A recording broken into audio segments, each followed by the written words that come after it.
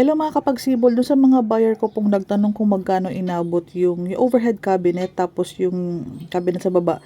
Ayan po, may mga salamin pa, dalawa yung salamin. So nakamura kami sa deal, sa presyo. Kasi yung asawa ko, syempre po, nag-canvas na po siya sa may mga pwesto, doon po sa may labasan. Bali, relative din po kasi halos ito si Andre.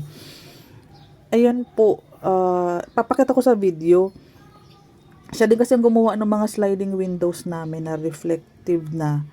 So, kanya din po, kumbaga mababa niya po kasi naibigay itong presyo po nito.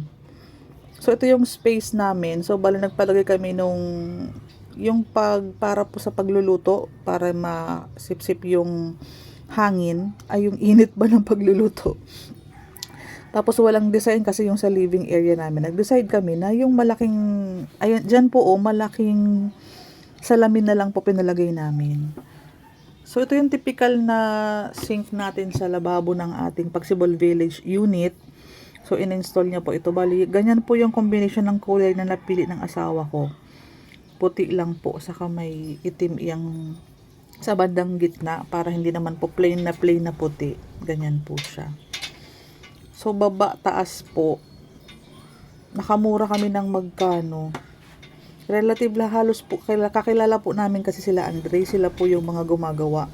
Sliding window po, saka ito po. Yang sa taas na yan. Plus may estante pa.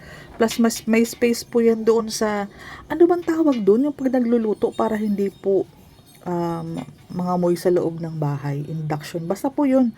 Tapos po, nag-request kami ng ganitong size ng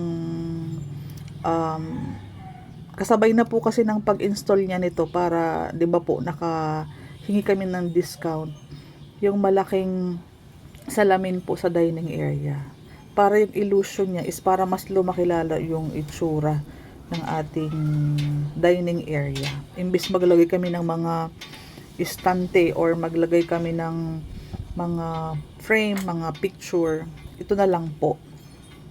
May isa pa pong maliit niyan, lalagay ko po sa office ko, kalahati nung ganong sukat. So sa sumatotal po, doon sa una naming pinag-inquirean, mas mahal po sa kabila. Kay Andre po, naka-discount pa kami, saka may palagay pa kami ng yung kanina po na malaking salamin. Ayan po oh. So, isusukat naman po yan kung anong gusto mong sukat, anong mong gustong design. Chat mo po ako para ibigay ko yung FB ni Andre.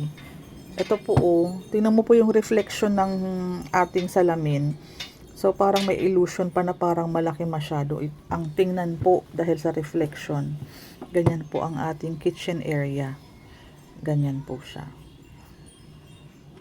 Ayan po. Pwede po kayo magtanong-tanong ng mga presyo.